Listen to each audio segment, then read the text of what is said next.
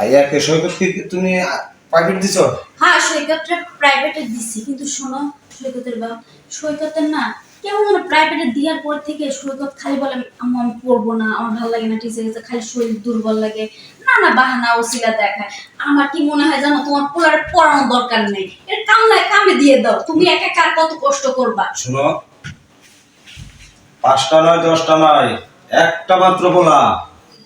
আমি কামলা খাটি, তাতে কি হয়েছে? আমার পোলা কি কামলা খাটবো?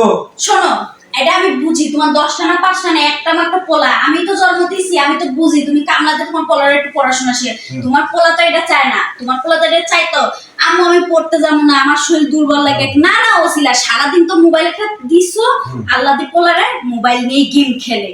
আচ্ছা, ওই মোবাইলে বয়সে একটু মোবাইল টোবাইল চালাই করলাম, এটা দিয়া না করা হইতো না, কারণ পোলা দিদি বড় হইতেছে, ওর জ্ঞান বুদ্ধি বাড়তেছে, আর নেট যখন চালাবো, নেট চালালে মাথার আউট জ্ঞান হয়, বুঝতে পারছো? আচ্ছা, লেখাপড়া তো করো নাই, বুঝবা কেমনে? হ্যাঁ ঠিকই আছে, আমি লেখাপড়া করি না, লেখাপড়ার মর্ম বুঝি না, যেমন পোলা তেমন তার বাপ। ঠিকই কইছো, যেমন পোলা তেমন তোমার বাপ, তাই না? শোনো, ঘটনা হইছে, মূর্খ মানুষের পেটে থেকে মূর্খতাই জন্ম নেয়। এনে কিন্তু পোলা আমার কয় না, কয় যে আমি পড়বো না, হ্যাঁ?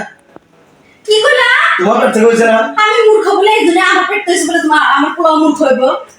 এইবার বুঝতে পারছো? কইলা না, যেমন পোলা তেমন তার বাপ। যে তোমার বুঝানো হচ্ছে না, ছাগলের বুঝানো বালা, তোমার পোলার বুঝানো হচ্ছে বাপ গুনে বেটা। সে পাইকা ভোরা। হ্যাঁ, হ্যাঁ শোনো, এত কথা আমি শুনতে চাই না, তুমি পোলাকে বুঝাইয়া সুজাইয়া মারবা না। না মারবো না।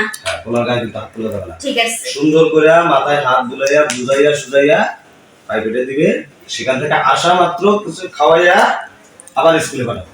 আচ্ছা, তোমার ডিউটিও রয়ে যায়। হ্যাঁ আমার আর আমি মাঠে গেলাম। তা খাওয়া দাওয়া খাসি তো একবার। খাইছো? আচ্ছা যাও। আচ্ছা গেলাম।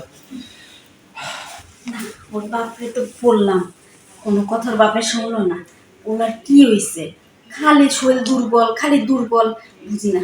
আচ্ছা থাক। আম্মা, কি বাবা? কোচিং শেষ। কোচিং শেষ? আচ্ছা ভালো হইছে, এখন যাও ভাত খাও, ভাত বাড়া আছে, খেয়ে দিয়ে পরে স্কুলে যাও। আম্মা, কি? আমি স্কুলে যেতে পারবো না। কি? শরীরটা ভালো লাগতেছে না, দুর্বল লাগতেছে। শোনো, খাওয়া দাওয়া করে পরে স্কুলে যাও, অত রং তামাশার কথা আমার শুনতে ভালো লাগে না। বাপের দিন মজুরি দিয়ে টাকা কামাই করে তোমারে পড়াইতেছে, একমাত্র পোলা তুমি, আর তোমার শরীর দুর্বল, ভাল লাগে না, ঘুম আসে, মানে পোলাপান মানুষ থাকবো চাঙ্গা না। আমি বলবো এই কথা যে সারাদিন কাজ কাম করে আমার শরীর দুর্বল লাগে। আম্মা, আমার না কেমন ঘুম ঘুম পাইতেছে, আমি স্কুলে যে একটু পড়তে পারবো না, এমন হইতারে যাইবার পথে রাস্তায় আমি কোনো জায়গায় ঘুমাই যাবো, আমার শরীরটা একেবারে চলতেছে না। হায় রে কপাল, একটা পোলা জন্ম দিছি, এই পোলার এখনই এই কথা, সামনের দিনে যেন কি বলে। আমি আপাতত শুনতে যাও, খাওয়া দাওয়া করে স্কুলে যাও। আম্মা দাও না প্লিজ, আজকে আমি স্কুলে যাবো না, আমার পুরো একবার ঘুমের চোখটা একবার ফাইটা যাইতেছে, শরীর হাত তো জাগাতে করতেছে না, আর তুমি কইতাছি স্কুলে যাইতে, এত বড় ব্যাগ আমি কেমনে স্কুলে যাবো? থাক বাবা, থাক, তুই কান্দিস না, যা ভাত খেয়ে ঘুমা, আজকে স্কুলে যাওয়া লাগবে না, কিন্তু কালকে তুই যেন ফাঁকি না দেওয়া, ঠিক আছে বাবা? আচ্ছা আম্মা, ঠিক আছে, তাহলে ভাত খেতে গেলাম। আচ্ছা যা, খাওয়া দাওয়া করে যা, ঘুমাও গা। আমি বুঝলাম না, আমার এই পোলা তো এরকম ছিল না, আমার পোলা তো ভালো সুস্থ সবলক ছিল, কোনো সময় কথা বলে নাই যে আমার মা আমার শরীর দুর্বল লাগে, খালি ঘুম আসে, কিছু না কিছু একটা কারণ তো আছে।